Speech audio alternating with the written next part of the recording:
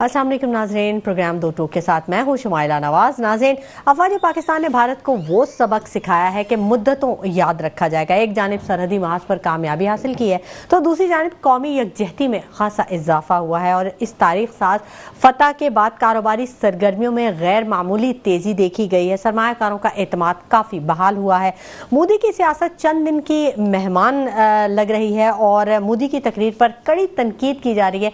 भारतीय जो आवाम है वो खुद तनकीद करे अपने पीएम पर। पाकिस्तान भारतीय वज़ीर आज़म के झूठ पर मबनी बयानात को यकसर मुस्तरद करता है। पाकिस्तान ताहाल खित्ते में कशीदगी के खात्मे के लिए मौसर इक़दामात पर कारबंद है, जबकि भारत की जानिब से कई तरह की खिलाफ वर्जियों का सिलसिला जारी है। मोदी का बयान आलमी कवानीन की खुली खिलाफ वर्जी है और राहुल गांधी की एक वीडियो बड़ी वायरल हो रही है जिसमें वो चीख चीख कर कह रहे हैं कि पाकिस्तान और चीन को एक नहीं होने देना।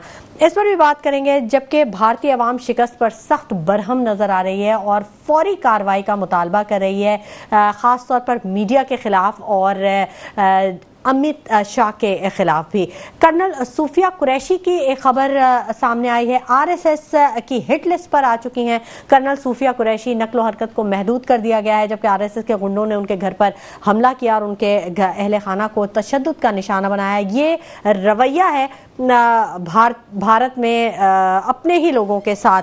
भारत को करारा जवाब देने पर कौम ने अफवाज पाकिस्तान को खिराज तहसीन पेश किया है। आज के ये सारे टॉपिक्स हैं जिन पर हम बात करेंगे, लेकिन वक्त हो गया एक छोटे से ब्रेक का। हमारे साथ रहिएगा। वेलकम बैक नाज़रीन, गुफ्तगू के सिलसिले को आगे बढ़ाएंगे और अच्छी बात यह है कि हमें मेराज सिद्दीकी साहब ने ज्वाइन कर लिया है। किसी तारुफ के मोहताज नहीं है, हमारे साथ इस वक्त स्टूडियोज में मौजूद है। उनको वेलकम कहेंगे अपने प्रोग्राम में। अस्सलाम वालेकुम मेराज सिद्दीकी। वालेकुम सलाम, बहुत शुक्रिया मेट्रो वन का आपके दो टोक के हवाले से। आज ऐसा समय आपने बांधा है जैसा लग रहा है कि आज हमने 14 अगस्त की तरह अब पाकिस्तान को कई खुशियाँ कई मुसरतें मिल रही हैं और यकीनन लोगों की गलतफहमियाँ पूरी दुनिया में। मैं भी इंटरनेशनल टूर पे अभी जस्ट गया था, तो जो हालात होते थे पासपोर्ट के हमारे, और अब हालात ये है कि कोई देखता है तो वही कहता है यार ये वो मुल्क है जो सबसे ज़्यादा स्ट्रॉन्ग है।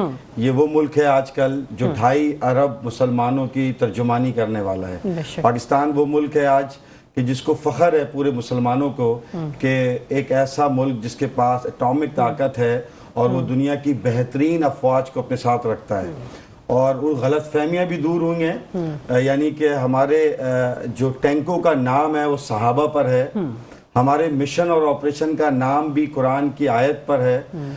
और ये जो इनका ऑपरेशन था संदूर, मैं कौम को ये बताना चाहूँगा और भारतीयों को, क्योंकि हिंदू कौम के अंदर, हिंदू मज़हब के अंदर ये जो अपनी औरतों को संदूर लगाते हैं तो ये ग़ुलामी में रखते हैं। तो ये संदूर का जो मेन मतलब है वो ग़ुलामी करना होता है। तो इन्होंने अपने ये जो जंग है वो पाकिस्तान और इंडिया की नहीं है, दरअसल ये एक इस्लाम की जंग थी जो ग़ज़वे हिंद वाली जंग है।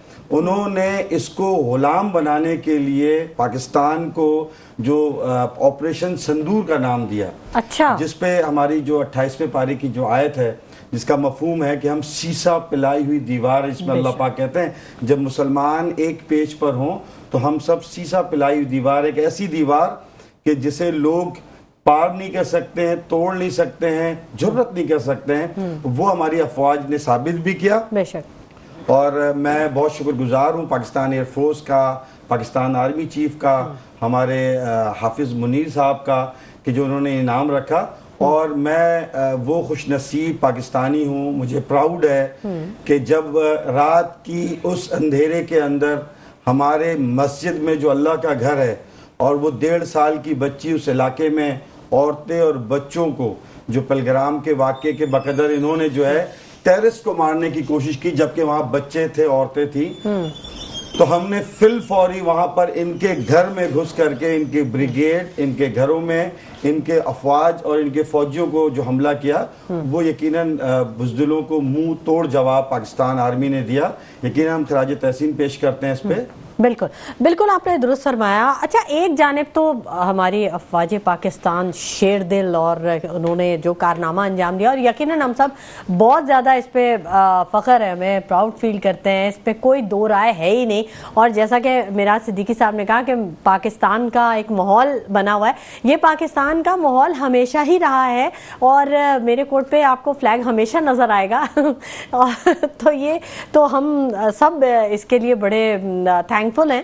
اور لیکن اس ایک اور جو اہم بات جس کی میں نشاندہی کرنا چاہوں گی کہ ہماری جو پوری قوم تھی, کہا یہ جا رہا تھا کہ قوم منتشر ہے, انتشار ہے, انارکی ہے, پتہ نہیں کیا کیا جو افواہیں تھیں. سوشل میڈیا کو بڑا وہ کیا گیا تھا جو کہ ان کے ہی فیک اکاؤنٹس جو بنا کے انہوں نے ہمیں 5th جنریشن وار میں دھکیلا تھا.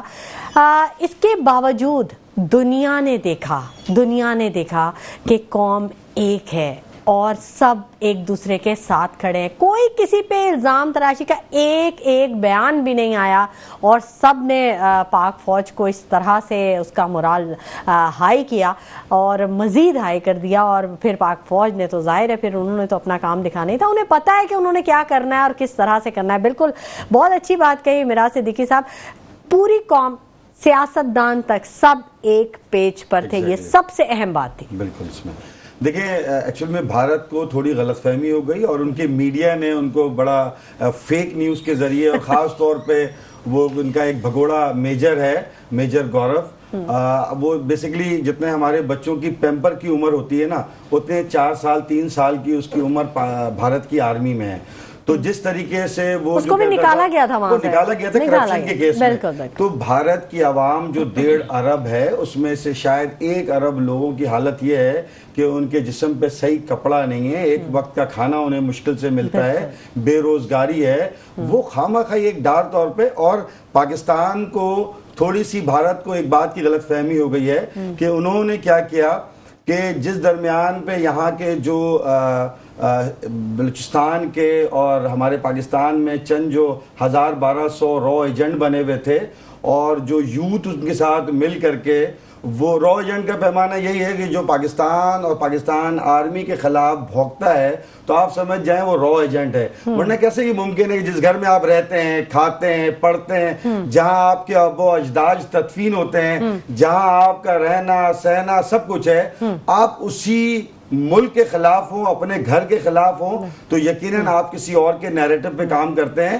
پاکستان آرمی نے بتایا جب یہ کراچی میں رینجرز ہیڈ کوارٹر پر جب انہوں نے پنجاب میں بریگیڈ میں حملہ کیا تھا تو کیونکہ یہ یوتھ پاکستانی تھی اور یہ ان ایجنٹوں اور ان سیاسی نیریٹو کو لے کر کے جو غلط فہمی میں یوتھ تھی, یہ سوشل میڈیا کا وار نہیں ہے.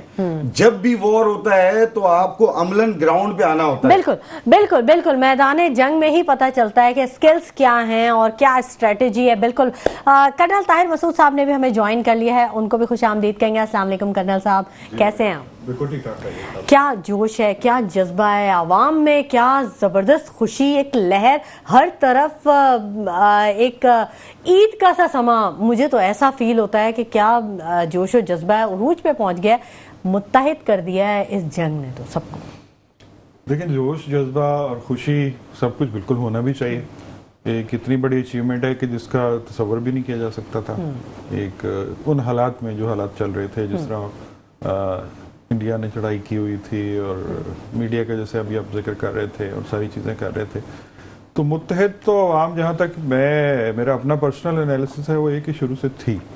ایک کسی ایک پوائنٹ پہ اختلاف ہے, وہ اب بھی ہے, وہ جمہوریت کا حسن, وہ آئندہ بھی رہے گا. اچھا وہ جمہوریت کا حسن ہے وہ ہے.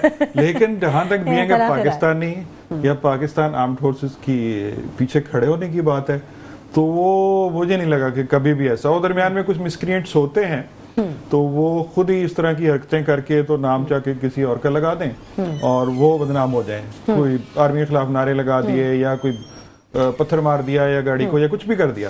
تو یہ مجھے کوئی سین آدمی, کوئی ٹرو پاکستانی جو ہے, سوال ہی پیدا نہیں ہوتا کہ اس طرح کی کوئی حرکت کرے. اب کل کو کیا ہے, پاکستان تو گھرا ہوا ہے دشمنوں میں دیکھا جائے تو, ٹھیک ہے, تو اس میں سے سب سے بڑا دشمن ہمارا انڈیا ہے.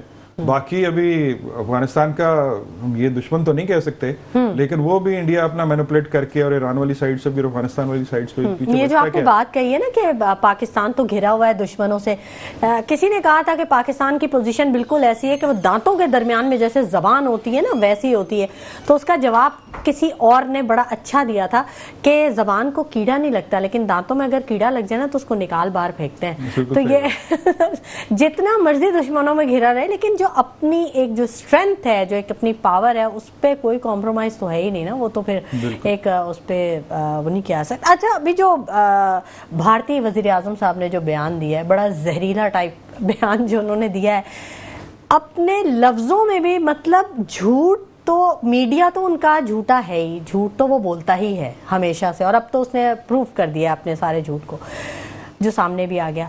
ایک وزیر اعظم بھی جھوٹ بولتا ہے اور اتنا جھوٹ بولتا ہے. دیکھیے اس میں پاکستان کا ویسے دیکھا جائے تو فائدہ ہے جو کچھ ان کے میڈیا نے کیا یا ابھی جو ان کا پرائم منسٹر جو جھوٹ بول رہا ہے. ایک تو میڈیا کی کریڈیبلٹی لوز ہو گئی all over the world. Pakistan میں تو پہلے بھی کوئی ان کو سیریس لیتا نہیں تھا کہ ہمیں پتا تھا کہ ان کے حالات ان کے کیا ہیں. تو اب دنیا کے اندر انکلوڈنگ انڈیا اٹ سیلف، اور انڈیا کے اندر کتنا کرٹیسائز ہو رہا ہے ان کا میڈیا، تو اس کی کریڈیبلٹی لوز ہوگی. اگر وہ یہ نہ کرتے تو کریڈیبلٹی لوز نہ ہوتی. اور دوسرے بہت سارے ایڈوانٹیج پاکستان کو ملے ان کے میڈیا کے اس طرح کے شور مچانے پہ اور جھوٹ بولنے پہ. اس میں ایک تو یہ ایڈوانٹیج کہ خود ان کی کریڈیبلٹی ختم ہوگی. دوسرا ایڈوانٹیج یہ کہ وہ ایک کہتے ہیں نا کہ ایک بندے کو آپ جھوٹ بول بول کے اس کو آپ کہتے رہیں کہ آپ بہت بڑے ایک توپ چیز ہیں، تو آہستہ آہستہ بندہ اپنے آپ کو توپ سمجھنا شروع ہو جاتا ہے جبکہ کچھ نہ بھی ہو. تو یہی کیا انہوں نے ان کی آرمی کو اتنا چڑھایا، مودی کو اتنا چڑھایا، بار بار اسلام آباد بھی کیپچر ہو گیا تو کراچی بھی ختم ہو گیا، تو سارا جو بھی آپ کے سامنے اس کو بار بار دہرانے کی ضرورت نہیں ہے. تو ایک جو ہے نا ان کا ایزی لینا شروع کر دیتا ہے انسان اپنے دشمن کو. یہ تو مسئلہ ہی کوئی نہیں، ابھی تو ہم نے ان کو سب کو بس اوور کانفیڈنٹ ہو گئے، تو اوور کانفیڈنٹ ہونے والی بات آ جاتی ہے. تو یہ جو آرمی کی جو سائیکی کہہ لیں یا ان کی پلاننگ ہوتی ہے، اس کے اندر کوئی اگر کسی اوور کانفیڈنس کو تو بہت ہی برا سمجھا جاتا ہے. وہ تو ایک بہت بڑی ریزن ہوتی ہے آپ کی ڈیفیٹ کی کہ آپ اپنے اینیمی کو انڈر ایسٹیمیٹ کرتے ہیں کہ وہ کچھ بھی نہیں میرے مقابلے میں، چاہے اتنا سا کیوں نہ ہو، اور وہ بھی کچھ نہ کچھ ایسا کر دے گا بعض دفعہ کہ آپ حیران ہو جائیں گے. جب آپ اوور کانفیڈنٹ ہو جائیں اور اپنے آپ کو اوور ایسٹیمیٹ کریں اور اینیمی کو انڈر ایسٹیمیٹ کریں، تو جب کسی کو آپ انڈر ایسٹیمیٹ کرنا شروع کر دیتے ہیں تو آپ اس سے ایکسپیکٹ نہیں کرتے. کتنا ان کو شوق ملا ہے، ان کو بالکل ہی ایکسپیکٹڈ نہیں تھا یہ کہ اگر ان کا میڈیا یا ان کو اتنا نہ چڑھایا گیا ہوتا تو مے بی ان کی پریپریشن ہم سے جو کچھ ہوا ہے اس سے تھوڑی بہتر ہوتی. وہ ایکسپیکٹ کر رہے ہوتے اس طرح کا اٹیک، وہ اس کے کاؤنٹر میئرز کچھ کرتے، بٹ دے تھاٹ کہ یہ تو ایزی گوئنگ کام ہے، یہ تو ہم سیدھا جو مرضی کر لیں ان کے ساتھ، یہ ہمارا کیا بگاڑ لیں گے اتنا سا ملک. جیسے مودی نے بھی کئی دفعہ کہا کہ ایسے ہی پندرہ سا ملک ہے اور یہ ہے اور وہ ہے، وہ تو بالکل ہی ابھی جو ہے سارا اب تو مودی کو اپنے لانے پڑ گئے، اس کو سمجھ نہیں آ رہی میں کیا کروں، جھوٹ کا سہارا لے رہے ہیں اور اس کے باوجود ان کی اسمبلی کے اندر اس کی بےزتیاں ہو رہی ہیں. ابھی تو جوائنٹ سیشن انہوں نے کال کرنے کی ریکویسٹ دی ہے جو اپوزیشن ہے راجیو گاندھی نے، تو اس نے کہا ہے کہ جی وہ اس میں کیا ہوگا اس کے ساتھ، وہ تو ان امیجنیبل ہے. کل بھی ایک میٹنگ ہوئی ہے میراث صدیقی صاحب آر ایس ایس کے، اور لیکن جس میں مودی صاحب کو نہیں انوائٹ کیا گیا اور بڑی سارے بڑے کہہ رہے ہیں کہ بڑے بولڈ سٹیپس. دیکھیں آر ایس ایس تو ان کا ایسا ہے کہ یہ ہندوؤں کی ایک جو ہے نا یہ را سے پہلے کی تنظیمیں ہیں جو پہلے بھی انٹیریئرس میں اور ادھر ہمارے بلوچستان کی طرف اور اندر جو ہے وہ ہندو ایسی اسٹریم تنظیمیں ہیں کہ جو ان کے نزدیک صرف ہندوؤں کے حوالے سے ہے، باقی تو نہ وہ سکھ کو مانتے ہیں. ایون وہاں جو 25 کروڑ مسلمان ہیں ان کے لیے بھی ان کے اوپر بھی ظلم و ستم کا بازار ہے. اگر وہ کوئی وزیر اعظم نہ کرے تو مودی صاحب کے حوالے سے دیکھیں اس میں یقیناً جیسے سر نے کہا بھی، اور میں کہتا ہوں کہ رومیوں کو خالد بن ولید نے جو بات کی تھی نا کہ رومیوں دیکھو تم مسلمانوں کو جو تم للکار رہے ہو کر رہے ہو، جو تمہارے لیے سب سے اہم چیز ہے یعنی زندگی، وہ مسلمانوں کے لیے سب سے اعلیٰ ترین ہے کہ ہمیں اس کو قربان کرنا، شہادت ہونا. بالکل. تو ہمارا سپہ سالار دراصل خالد بن ولید کی طرح کردار ہے اس کا، اور حافظ ہے. ہمارا مشن آپریشن پاکستان کی آرمی کا وہ ایک مسلمان کی ترجمانی کرتا ہے، ٹینک اسلام پہ کی کھڑے ہو کے ترجمانی غزوہ ہند کی للکار دے دیا، اس سے بڑھ کے اور کیا بات ہو سکتی؟ اور دیکھیں ہم نے ان کے کسی بھی آبادی کو، یہ کہ وہ بھارتی تو ویسے ہی معصوم ہیں بیچارے، وہ غریب ہیں، فقیر ہیں، ان کو دو کام آتا ہے، یا رات کو شراب پینی ہے، دن کے وقت انہوں نے موویاں دیکھنی ہے. تو میں کہتا ہوں کہ پاکستان آرمی نے بھارتی عوام پہ بڑا رحم کیا. انہوں نے دیکھے ہمارے یہاں 2 لوگ 2 جہاز گئے ہیں، اور وہاں پر آپ دیکھ لیں ان 5 جہازوں کا جو انہی کے علاقے میں جس طرح مارا ہے، اس میں کوئی شک نہیں ہے کہ ان کے پاس بہترین دنیا کے جہاز تھے، لیکن ان کے پاس بہترین محب وطن سپاہی نہیں تھا، وہ افسر نہیں تھا، جذبہ نہیں تھا، وہ جوش نہیں تھا.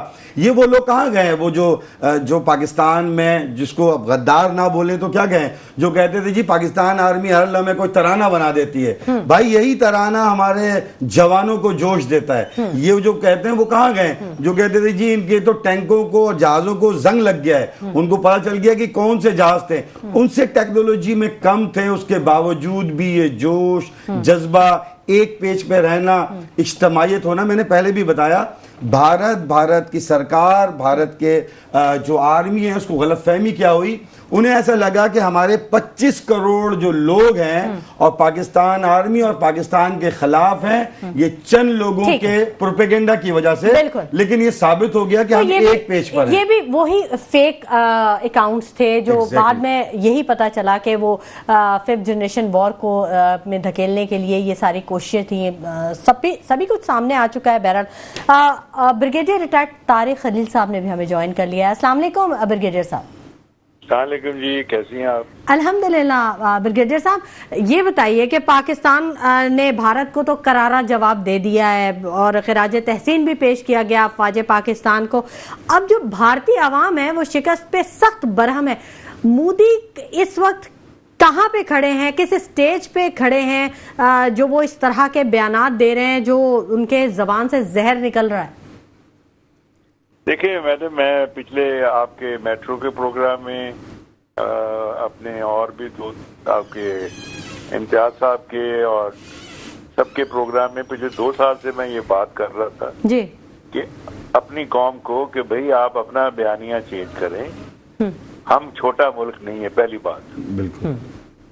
ہماری جو پاپولیشن ہے 25 کروڑ ہے. بالکل. نمبر 2، دنیا کے رقبے کے لحاظ سے پورے یورپ کے ہر ملک سے ہم بڑے ہیں. Number 3، we are the largest 5th largest army in the world, جو کہ 40 سال سے پروفیشنلی ٹرینڈ ہے. We had fought 3 conventional wars and for the last 40 years we are fighting with the terrorism. اور وی آر hardened army. ہمارا جو officer ہے، جو سولجر ہے، وہ ایک چنے کا نوالا لے کے گزارا کر لیتا ہے. صحیح. ٹھیک ہے نا جی. تو میں ہمیشہ یہ کہتا تھا کہ اگر انڈیا نے یہ غلطی کی، کیونکہ انڈیا میں 2 پرابلم آ گئے تھے. 71 کی جو وار تھی اس میں انہوں نے ان کو ایک فالس اوور کانفیڈنس دے دیا. کیونکہ 71 میں I was there in East Pakistan. I was part of I was commanding a second in command, بعد میں commanding a unit in war. ہم ٹوٹل 22,000 ہم کمبٹنٹ گروپ تھے ہمارے، جو مارچ سے لے کے دسمبر تک لڑ رہے تھے وداؤٹ ریلیف. ہمارے پاس ایمونیشن کی کمی تھی، ہمارے پاس لوجسٹکس کی کمی تھی، جوانوں کی وردیاں تک پھٹ چکی تھی. اور یہ انڈیا نے جو اٹیک کیا تھا اس وقت، it was with 1 million 4 corps plus troop ہم پہ اٹیک کیا تھا، اور پلس 500,000 مکتی بانی. We had no air force, we had no heavy artillery, we had no tanks, we had no navy. تو یہ ایک ان کو ایسا رانگ پرسیپشن مل گیا کہ پاکستان آرمی کو وہ شکست دے سکتے ہیں. تو یہ میں نے اپنے لیکچرز میں NTC میں بھی بار بار یہ کہا کہ یہ غلط فہمی ہے انڈیا کو. بیسٹ پاکستان جو اب پاکستان ہے از اے ڈفرنٹ کیک. یہ جب بھی آئیں گے مار کھائیں گے. تو اللہ کا شکر ہے، آئی congratulate Pakistan army arm forces leadership کو، نمبر 1. نمبر 2، اس سے 3-4 چیزیں جو اس لڑائی میں 4-5 دن کی تھی. सामने आई हैं. एक जी. excellent intelligence we had. I congratulate all those people. Number 2, articulation of command. The most difficult thing in such a battle is articulation of command between Army, Air Force and Navy. And this was excellent. And this resulted in a very good success. So, another feat on the armed forces.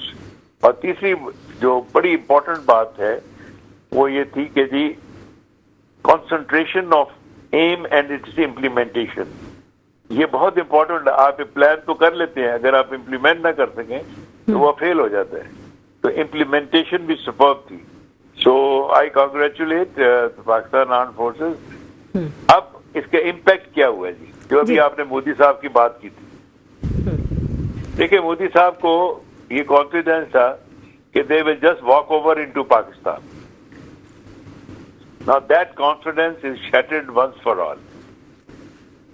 Number 2, it's his confidence in the Rafales of French. There is no doubt Rafales are one of the best aircraft in the world. लेकिन एक कहावत है, man behind the gun. अगर आप के पास नई gun है और आप चलानी ना आपको आती हो तो you are a failure. तो ये इंडियन पायलट्स ने टाइम एंड अगेन ये साबित किया है कि they lack. अब मुझे ये नहीं पता, ये हमें स्टडी करनी चाहिए. I am not from the air force कि व्हाट इज दी कॉजेस, और ताकि हम फ्यूचर में उन कॉजेस को एक्सप्लॉइट कर सके जी. और तीसरी बात जो है कि ये जंग अभी खत्म नहीं हुई है. मोदी साहब is a injured snake. It will come back and bite you. Already उन्होंने वायलेशन भी कर रहे हैं. अमेरिका से असला भी धड़ाधड़ आ रहा है, क्योंकि अमेरिका का बहरहाल वो एक बेबी है एंड दे डोंट वांट. अभी तो ट्रंप ने उसको बचा लिया है, आई विल कॉल इट. तो अगर ट्रंप ना बचाते तो आई थिंक अभी भी जो एस्टिमेटेड डैमेज है, जो मैं देख रहा था इंटरनेशनल मीडिया में, $83 बिलियन का उनका इंफ्रास्ट्रक्चर एंड इक्विपमेंट लॉसेस हुए, which is a very huge amount. जी बिल्कुल. ब्रिगेडियर साहब, आपने ट्रंप की बात की कि ट्रंप ने बचा लिया, लेकिन ट्रंप का जो पहले दिन का जो बयान था वो भी यकीनन आपकी नजर से गुजरा होगा, जिसमें उन्होंने कहा था कि दोनों ऐसे ही लड़ते रहते हैं और खुद ही फैसला कर लेंगे. वो इसलिए देखे, वो इसलिए था कि he was confident India will give us A beating. Sir, ये हमें समझने की जरूरत है बहुत ज्यादा. हाँ, वो ये परसेप्शन जो अमेरिकन में थी कि India will give us A beating, they have a large army, they have a large resources and Pakistan को काफी ठुकाई कर देंगे. बट रब्बुल आलमीन के अपने तरीके होते हैं. कोई प्लान कुछ करता है, एक अल्लाह ताला प्लान करता है, और इसमें और रब्बुल आलमीन की नुसरत शामिल थी. बेशक, बिल्कुल बिल्कुल. ब्रिगेडियर तारिक खलील साहब, आप हमारे साथ ही रहिएगा. नाज़रीन, गुफ्तगू का सिलसिला जारी रहेगा, लेकिन वक्त हो गया एक छोटे से ब्रेक का. हमारे साथ रहिए. वेलकम बैक नाज़रीन. गुफ्तगू के सिलसिले को हम आगे बढ़ाएंगे और कर्नल ताहिर मसूद साहब से मैं बात करना चाहूँगी. कर्नल साहब, जैसे भी आपने बात सुनी ब्रिगेडियर तारिक खलील साहब की, उन्होंने कहा कि जंग अभी जारी है. जंग ये नहीं समझें कि जंग ख़त्म हो गई है, क्योंकि जो हमारा दुश्मन है वो ज़ख्मी होकर ज़्यादा ख़तरनाक है, और जब उसे ये पता चला कि हम कुछ कर नहीं सकते तो वो फिर तो ज़्यादा मुसीबत का शिकार हो गया. तो खित्ते में पायदार अमन के लिए पाकिस्तान का स्टांस क्या होना चाहिए? देखिए, जहाँ तक आपकी पहली बात थी कि जी वो ज़्यादा खतरनाक, इसमें कोई शक नहीं है अभी, लेकिन एटलीस्ट ये कि हम अंडर एस्टिमेट नहीं करेंगे, वो बहुत ज़्यादा तैयारी की कोशिश करेंगे. सेकेंडली, अभी जो है ना, एक ज़ख्मी होना तो चलो और बात है, उसका ना सर्वाइवल मोदी का इस वक्त सारा का सारा इस चीज पे डिपेंड करता है. मर गया, खत्म हो गया, खत्म हो गया. अभी ये है कि अगर वो कुछ ना कुछ कर लेता है तो there may be a chance, otherwise there is no chance कि अभी वो नेक्स्ट टाइम दोबारा से इलेक्ट होगा या कुछ भी जो भी उसकी पार्टी है। नहीं, अब तो इलेक्ट नहीं हो सकते ना, वहाँ तो लॉ बन गया ना 75 इयर्स के बाद फिर नहीं वो पार्टिसिपेट कर सकते। हाँ, वो एक अलग चीज है, तो लास्ट है वो भी है। और तो अदरवाइज भी उसका सर्वाइवल अभी ये जाहिर है कि एक बेइज्जती करा के निकलने वाली बात है ना, कि आपको एक लेगेसी क्या छोड़ के जा रहे हैं। तो कुछ ना कुछ तो वो चाहेगा कि जब तक वो इन पावर है तो वो कुछ ना कुछ ऐसी हरकत करे कि जिससे कल को वो फिर जिस तरह पहले बड़ा चौड़ा होकर कहता था 56 इंच की छाती वाला, तो वो कंटिन्यू करे अपना वो काम। तो वो उसका सर्वाइवल जो है सारा कुछ डिपेंड करता है। तो और दूसरी बात ये है कि अगर वो खुद ना भी कुछ करना चाहे, उसकी बैक पे जो लोग हैं, इजराइल हो गया या पार्टली अमेरिका हो गया, तो ये तो किसी न किसी तरह पंप करा के उसको आगे कर देंगे। मोदी की एक बात बड़ी मुझे बुरी लगती थी, वो जेफ थंडर को हमेशा ना नलकियों के नाम से वो पुकारता था, और ये बड़ा इरिटेट होती थी ये चीज के, मतलब एक और उसको अपने लोगों को दिखाने के लिए सारा कुछ इस तरह की हरकतें करते हैं जिसपे हम खुद भी बिलीव नहीं करते। अब you are a prime minister of such a big country, तो आपको तो अच्छी ब्रीफिंग होगी ना उसकी कैपेबिलिटीज के बारे में, कि जेफ थंडर कौन सा ब्लॉक है और क्या क्या उसकी कैपेबिलिटीज है, सारा कुछ उन्होंने ब्रीफ किया होगा। उसके बावजूद आप सिर्फ अपने लोगों को बेवकूफ बनाने के लिए इस तरह की हरकतें करते हैं, उनके सामने बड़के मारना शुरू कर देते हैं।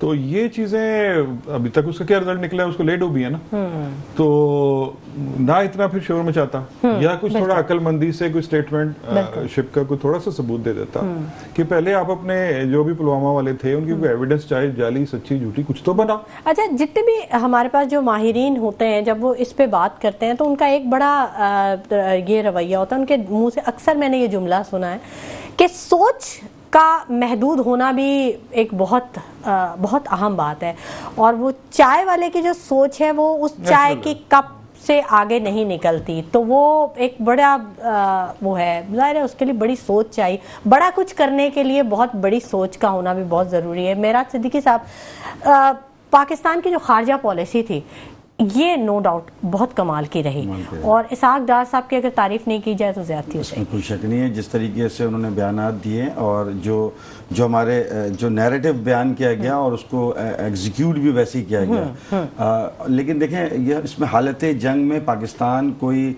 2025 में नहीं आया, ये 1947 से, जब से ये इंजर्ड है, ये भारत पूरा या जो लोग भी थे वो पिछले मोर देन 7 डिकेड से ये इसी कंडीशन पर हैं। आप देखें पाकिस्तान हालात जंग में, लेकिन पाकिस्तान को उस टाइम पे ये टास्क आसान था कि जाके दुश्मनों में अगर इस पायलट को, हमारे जवान को बुलाया नहीं जाता तो ये सारे दिल्ली को तबाह कर करके आता, लेकिन क्योंकि वो दुश्मन थे, वो मुखालिफ थे, वो अपोजिट ट्रुप था हमारा, जिसको मारना आसान था।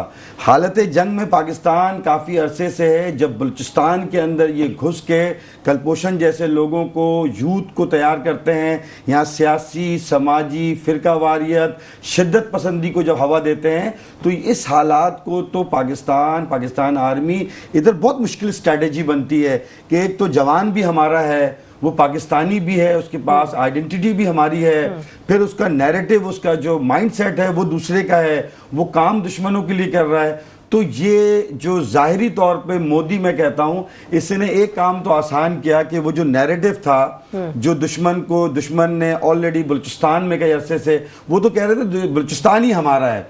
ये जो अभी हमारा जो रेल जिस तरीके से उन्होंने किया, हमारे पास फोटोज बाद में आई है, जितनी तस्वीरें और वीडियोस उनके पास आई हैं, दे आर प्लांटेड, वो ऑलरेडी प्लांटेड बैनर। तो ये कई तौर पे बॉर्डरों पर तो काम कर ही रहते हैं, कराची में, पंजाब में, मुख्तलिफ। तो अब जो है, अब यूथ को कम से कम एक पेज पे आना पड़ेगा। पाकिस्तान दुनिया में 67% यूथ है, और यूथ जो है वो एक फेक अकाउंट के जरिए उनको जो अपने वो माओ को सलाम है, जो ये 1947 से लेके टिल नाउ हजारों के, लाखों के लिहाज से हमारे जवान जो हैं वो शहीद होते हैं, तदफीन होते हैं, हमारे यंग जो है जवान जाते हैं, अफसरान शहीद होते हैं। तो देखिए, मेरे और उनके घर से ये सियासी और समाजी लोगों के घरों से नहीं जाते हैं, इसीलिए इन्हें अभी पता चला है कि जी अच्छा ऐसा होता है। और मैं तो आपको बताऊं, जिस टाइम ये जंग का समा था और हमले हो रहे थे और ब्लास्ट भी किया था और मोर देन 80 ड्रोन इंटर थे, तो आप हालत देखें कि मोटरसाइकिल पे ड्रोन गिरता है तो मोटरसाइकिल वाला लेके भाग जाता है, इजरायली ड्रोन को किसी खेत में होता है, किलो के लिहाज से लोगों ने बेच दिया है, मीम्स बना रहे थे। तो परेशान तो बेसिकली भारत था, ये इंजर्ड नहीं, ये मरा हुआ है। देखिए ये एक गंदगी पीने वाला दुश्मन भी कोई मुकाबले का दुश्मन देखें कम से कम लेवल का बनाते हैं, हमारे कैलिबर का ही तो कैलिबर का ही नहीं है। एक चाय वाले को आप दुश्मन बोलेंगे, एक पेशाब पीने वाले को दुश्मन बोलेंगे, आप एक उस बंदे को जो इक्तदार के लिए अपने मुल्क के शहरी को मरवा दे, इक्तदार के लिए सिखों को मरवा दे। बिल्कुल बिल्कुल। अभी एक बहुत अहम खबर वो भी मैं आपसे शेयर कर दूं। कर्नल सूफिया कुरैशी जो कि तर्जुमान भारतीय फौज थी और उनको अचानक से बना दिया गया था, अब वो आरएसएस के हिट लिस्ट पे हैं। उनके घर पे हमला किया गया, घर को आग लगा दी गई, उनके अहले खाना को तशद्दुद का निशाना बनाया गया और अब वो सब के सब जो है अपना घर बार छोड़ के वो दिल्ली जो है वो वहाँ पे हैं और उनकी नकलो हरकत को महदूद कर दिया गया है। ब्रिगेडियर तारिक खलील साहब से बात कर लेते हैं। ब्रिगेडियर साहब, ये कैसी बात है कि अपने ही लोगों को नफरत इतनी इंतहा को है, जहर इतना ज्यादा है कि अपने ही लोगों को हिट लिस्ट पे रख दिया गया है? देखिए, मैं बारहा इस बात को पहले प्रोग्रामों में भी हम उधर बात कर चुके हैं, पीटीवी पे भी ये बात होती रही है। देखिए, एक किताब है वॉल्टर एंडरसन की जी, हिंदवाता रूट टू हिंदुइज्म नेशनलिज्म। उसमें पूरा जो आरएसएस की स्ट्रेटजी है उसको एक्सप्लेन किया गया है और किस तरीके से उन्होंने उनको अभी 100 साल पूरे हो जाएंगे अगले साल आरएसएस को बने हुए। इन्होंने 1920s में 30s में नाजी से इंस्पिरेशन ली थी, फिर मैसोलिनी से ली थी। अगर आप देखें तो इनकी यूनिफॉर्म भी है, इनका सलूट भी ऐसा ही है। लेकिन वो किताब को आप पढ़े ना तो उन्होंने उसमें उन्होंने पूरे इंडिया में how to reshape the India into the ideology of RSS और बड़े सक्सेसफुली उन्होंने ये काम किया है। इस वक्त इंडिया में कुछ 1.5 लाख से ज्यादा स्कूल्स एंड कॉलेजेस हैं जो आरएसएस ने एस्टेब्लिश किए हैं, जिसमें क्लास 1 से लेके मास्टर्स तक की डिग्री दी जाती है और उसमें से जो बच्चे आते हैं उनमें से आप ब्यूरोक्रेसी में भी चले गए हैं, फौज में भी चले गए हैं, बिजनेस में भी हैं, जुडिशरी में भी हैं और वो आरएसएस के रंग में रखे हुए हैं। तो ये जो सूफिया के साथ जो हुआ है वो जहर ही है जो आरएसएस ने इंजेक्ट कर दिया है पूरी इंडियन सोसाइटी में। और वो मुसलमान को तो छोड़े, वो सिखों को भी टॉलरेट नहीं करते, वो क्रिश्चियन को भी टॉलरेट नहीं करते, वो दलित को भी टॉलरेट नहीं करते। That is the ground reality और इसके साथ ही हमें उनको डील करना है। बिल्कुल बिल्कुल, आपने दुरुस्त फरमाया। अगर कोई काम इंसानियत की बेहतरी के लिए किया जाए तो वो काबिल कदर होता है, लेकिन आरएसएस का जो वजूद है ये तो इंसानियत की तजलील है। ये तो मतलब आप ये देखें कि कहीं पर भी अब वहां पर अगर किसी मुसलमान की कोई जॉब है या कोई दुकान है तो उसको वो निशाना बना रहे हैं, कोई वो कबूल ही नहीं करते किसी चीज़ को। जबकि पाकिस्तान में जो अक़लियती जो ग्रोह हैं, जो ग्रुप हैं, उनको इतनी आज़ादी मिली हुई है। आज हिंदुओं की जानिब से बाकायदा पूजा पाठ की गई है, सिखों की जानिब से दुआएं की गई हैं, ये बहुत बड़ी बात है। देखिए, पॉइंट फिर मैं बार उसी पे आता हूँ जी कि आरएसएस ने पिछले 70 साल में 80 साल में अपने आप को बहुत इंट्रेंच किया है इंडियन सोसाइटी के अंदर और उन्होंने रीशेप करके रख दिया है। आपको पता है टू नेशन थ्योरी की बुनियाद कहाँ से पड़ी थी? वो एक सॉन्ग लिखा गया था एक साहब से, चटर्जी बंगाल के। उन्होंने एक सॉन्ग लिखा था वंदे मातरम। उसमें कुछ अल्फाज बंगाली के थे, कुछ संस्कृत के थे। वो इतना पॉपुलर नहीं हुआ था, लेकिन जब टैगोर ने उसका अंग्रेजी में तर्जुमा किया तो वो सॉन्ग बड़ा पॉपुलर हुआ और वही आज जो इंडिया का तराना भी है, जो नेशनल एंथम है, उसके अंदर वो Vande Mataram is the basis. जी जी। अब देखे, ये 1936 में जब इंतखाबात हुए थे और कांग्रेस की हुकूमतें बनी थी तो उस वक्त उन्होंने ये कंपल्सरी कर दिया था कि सारे बच्चे स्कूलों के वंदे मातरम पढ़ेंगे, चाहे वो मुसलमान है या हिंदू है, सिख है या ईसाई है। तो उस पर रिजेंटमेंट शुरू हुई थी پھر جو ایونچولی جا کے ہمارے جو بزرگ تھے جو تحریک کے کارواں تھے، قائد اعظم لیاقت اور لیاقت علی خان اور علامہ اقبال، ان سب اور سی پی یو پی کے جو لیڈران تھے، ریئلائزیشن آئی کہ ہم ان کے ساتھ نہیں رہ سکتے. اور 1938 کی جو قائد اعظم کی تقریر تھی جو انہوں نے مسلم لیگ کی کنونشن میں کلکتہ میں کی تھی کہ we have to problem getting the independence from and perpetual slavery of Hindu. We cannot remain perpetually slave to the Hindus. So وہیں سے آپ کی ٹو نیشن تھیوری کی بنیاد پڑی تھی جی. اور آج وہ ثابت ہو گیا کہ جی ٹھیک ہے، بالکل بالکل آپ نے درست فرمایا. کرنل طاہر مسعود صاحب، جو بھارتی جو عوام ہے وہ خاصی اب غصے میں آ گئی ہے، بہت برہم ہے وہ تو یہ اکھنڈ بھارت کا تو خواب اب چکناچور ہو چکا ہے، یہ تو اب ممکن نہیں رہا ہے.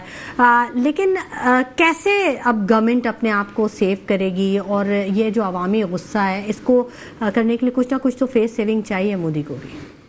دیکھیے فیس سیونگ کی کوئی صورت بنتی نہیں ہے. ایک تو وہ جس طرح سارے ابھی بات کر رہے ہیں کہ خطرہ ہے کہ دوبارہ سے کوئی ایسا ایڈونچر کرے گا کہ جس میں اپنی فیس سیونگ کے لیے کچھ نہ کچھ ریکوپ کرے اپنی رسپیکٹ، تو ایک طریقہ وہ ہو سکتا ہے. سیکنڈ ہے کہ وہ ریزائن کرے. اب جب تک وہ ریزائن نہیں کرے گا یہ فیس سیونگ والا سسٹم نہیں، پھر لوگوں کو غصہ ٹھنڈا ہوگا. ابھی تو اس حد تک چلے گئے ہیں کہ آپ نے ایک تو یہ ابھی صوفیہ والا بتایا، پھر اس سے پہلے وہ جو آرمی ایئر چیف کے ساتھ ہوا ہے جو اس کے اپنے آفسرز نے اس کی پینٹ لگا دی، کبھی unheard of in the world, دنیا کے اندر کہیں بھی نہیں سنا گیا. تو ہیٹریڈ تو یہ ایک میجر ایونٹس ہیں جن کا میں ذکر کر رہا ہوں، اور باقی چھوٹے چھوٹے ایونٹس عوام جو ہے وہ تو اپنے خود فوجیوں پہ حملے کر رہی ہے، سامان لوٹ رہی ہے، سامان توڑ رہے ہیں، پلس اسمبلی کے اندر جو کچھ ہو رہا ہے ان کے جو ہیں اپنے پارلیمنٹیرینز وہ کر رہے ہیں اپنے ان کے جس طرح کی سپیچز کر رہے ہیں اور جس طرح کا مذاق اڑا رہے ہیں، جو ہیٹفل سپیچز کر رہے ہیں ان کے خلاف، تو ایک بہت ہی بڑا ان کے لیے ایک سیٹ بیک ہے. تو یہ جو ہے نا اس کا کوئی مجھے امیجیٹلی کوئی اس کا لگتا نہیں کوئی ریمیڈی ہو یا اپنی رسپیکٹ دوبارہ سے وہ گین کر سکیں. دیر از نو وے، مجھے نہیں لگتا. یہی ایک دو چیزیں ہیں کہ جس پہ آ کے جو کہ پہلے والی جو میں نے بتائی وہ تو بہت مشکل ہے، کیونکہ ابھی پاکستان نے تو ہلکا سا ان کو ٹریلر دکھایا ہے، تو اسی میں فلم ابھی باقی ہے، فلم ساری باقی. اب دیکھیں آدھے پونے گھنٹے 2 گھنٹے میں کیا ہو سکتا تھا، بہت شارٹ ٹائم. تو اتنے شارٹ ٹائم میں اتنی ڈیٹیل پلاننگ اور 59 منٹس میں، اور اس کی ایگزیکیوشن اور اتنی پکچر پرفیکٹ ایگزیکیوشن کے جی کوئی تصور بھی نہیں کر سکتا کہ اب دنیا کی آرمیز اسپائر کر رہی ہیں کہ ان سے انٹرویوز کرائے جائیں، یہ اسٹڈیز میں ہمارے پاس آئیں، لیکچرز دیں ہمیں، ہم دیکھنا چاہتے ہیں کہ وہ اپنے وار کالجز میں پڑھائیں کہ یہ کیسے ہوا. بالکل تو یہ اس لیول کی چیز بن گئی نا آپ کا آپریشن.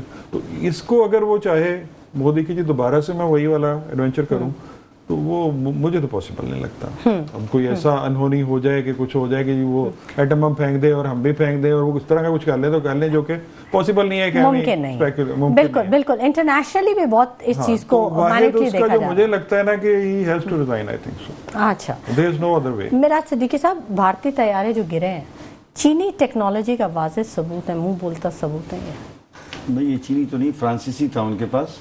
نہیں جو ان کے گرنے کی جو وجہ جو بنی ہے اس میں کوئی شک نہیں ہے. چین پاکستان بھائی ہے، اور یقیناً اگر کوئی ایسی بات ہوگی تو ان کی غلط فہمی ہے کہ ان کے پاس بھی دیکھیں امریکہ، اسرائیل، یہ تمام لوگ سپورٹ بیک سے کر رہے ہیں، لیکن چین ایز اے فرنٹ پر ہمارے ساتھ ورکنگ کر رہا ہے. وہ یقیناً اس نے ہمیں جہاز دینے کی بات کی، چیزیں دینے کی بات کی، اور دیکھیں مقافات عمل ہے. ترکی نے بھی بہت سپورٹ کی، ترکی نے بھی کی ہے بالکل. اب دیکھیں ہر مسلمان ملک کو یہ بات طے کرنی پڑے گی کہ یہ بیسیکلی اسلام کی بقا کی بھی جنگ ہے، اس میں کوئی شک نہیں ہے. پاکستان ایک قلعہ ہے، اور یہ بھارت کے ساتھ جو ہو رہا ہے، جو ان کی آرمی کو ان کے سیاسی اسمبلی میں مقافات عمل ہے، یہ کام وہ اپنے لوگوں کو ان کی روزی، ان کی روٹی کو چھین کر کے وہ بجٹ وہ پاکستان میں لگاتے تھے یہی کام کرنے کے لیے کہ کس طرح پاکستان میں تصادم کیا جائے. پورے سال میں کتنے ہزار کسان ان کی خودکشیاں کر لیتے ہیں. یہ بجٹ کہاں جاتا تھا ان کا؟ یہ بجٹ جاتا تھا بلوچستان میں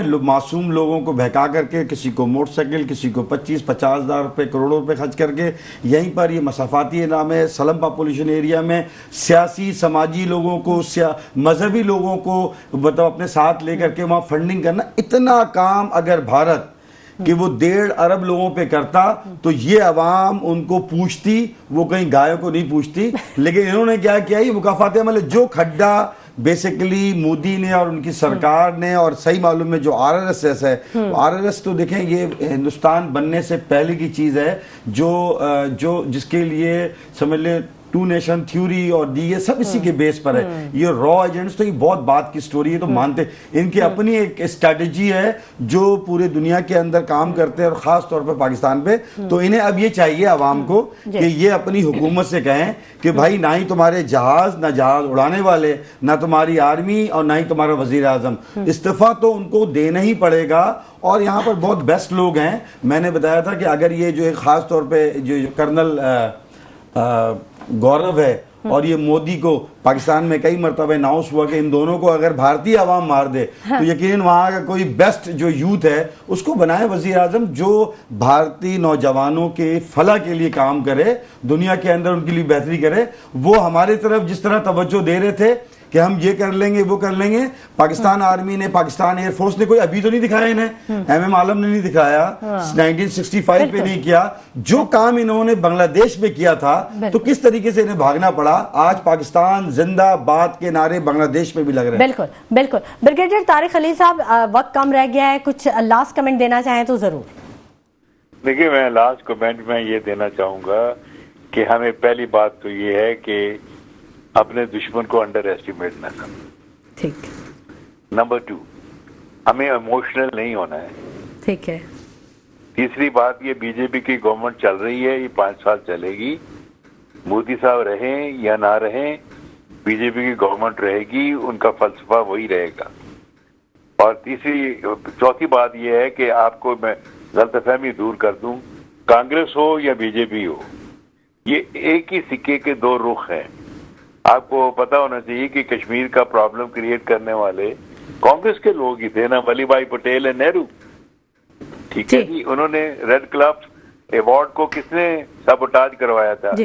مینن نے کروایا تھا نا. تو یہ سارے کانگریس کے ہی لوگ تھے نا. پھر اس کے بعد 65 اور بھی کانگریس کی حکومت تھی نا جی. تو اس لیے آپ لوگوں کو کوئی غلط فہمی نہیں ہونی چاہیے. مودی صاحب ہوں یا نہ ہوں، any body at his place, ان کا ایجنڈا وہی ہے جو اینٹی پاکستان ہے، وہ چلتا رہے گا. ہمیں مخالفت کا سامنا کرنا ہی پڑے گا. بہت شکریہ بریگیڈیئر ریٹائرڈ طارق خلیل صاحب، آپ نے ہمارے پروگرام کے لیے وقت دیا. بہت شکریہ میراج صدیقی صاحب، آپ تشریف لے کے آئے. بہت شکریہ کرنل طاہر مسعود صاحب، آپ کی تشریف آوری کے لیے. ناظرین، ہمیں متحد رہنا ہوگا ہر محاذ پر، تبھی کامیابی ہمارے قدم چومے گی. سوچیے گا ضرور. اسی کے ساتھ شمائلہ نواز کو اجازت دیجیے. اپنا بہت خیال رکھیے گا. اللہ نے